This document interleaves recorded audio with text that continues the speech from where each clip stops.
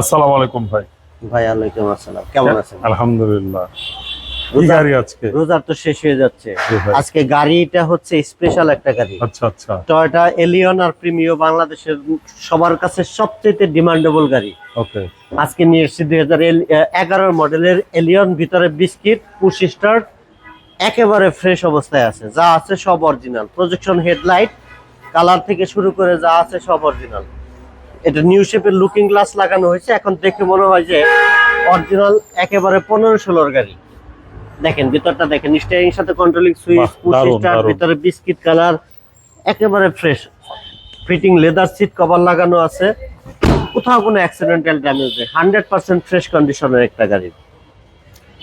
2011 model, 2017 সালে registration করা, Mirpur বিআরটিএন number 26 সিরিয়ালের গাড়ি। যা আছে সব অরিজিনাল আছে। আর এই গাড়িটার দেখেন, আমি সাসপেনশনটা দেখাই, অনেকদিন যাবত ফাহিম ভাই সাসপেনশন দেখাই না। দেখেন,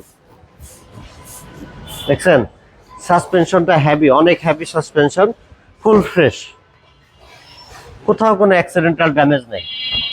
এক কথায় বলতে গেলে একেবারে নতুনের মতো কন্ডিশনের গাড়ি। অনেক বড় আকৃতির অ্যান্ড্রয়েড মনিটর লাগানো আছে, ফুল ফ্রেশ অবস্থায় আছে, 1 ইঞ্চিও খোলা কাটা নেই। এলপিজিতে কনভার্সন করা আছে। 2011 মডেল, 2017 সালে রেজিস্ট্রেশন করা টয়োটা এলিয়ন।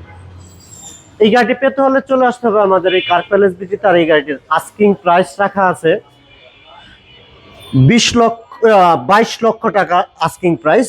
22 লক্ষ টাকা আস্কিং প্রাইস। প্রাইস কিছুটা নেগোশিয়েট করা যাবে। আসবেন, ফিজিক্যালি গাড়িটা দেখবেন, তারপর আমরা প্রাইস নিয়ে কথা বলবো ইনশাআল্লাহ।